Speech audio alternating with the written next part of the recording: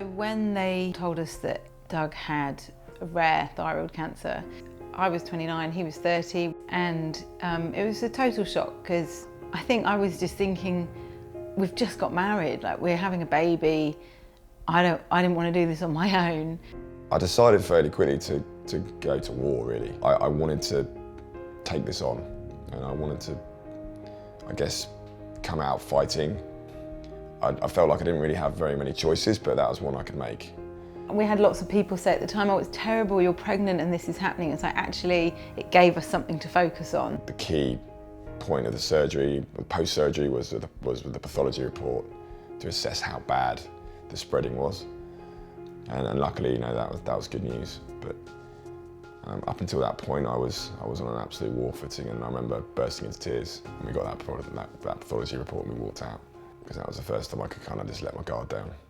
The cancer isn't curable, so he's living with cancer, and you wouldn't know to look at him, which again was something where you're like, oh, because you think that means death, and death coming really soon.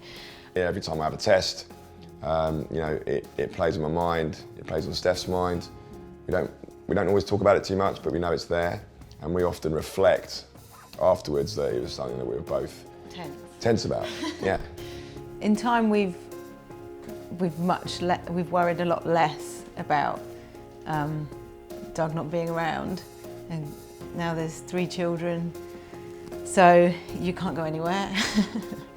I'm hopeful for the future. I think what's amazing about the discoveries people are making all the time with cancer is that there's things coming through which, you know, will give me and others, you know, something else to talk about. So if the cancer does change or grow, there's a whole sort of suite of options that are open to us that wouldn't have been there 8, 9 years ago.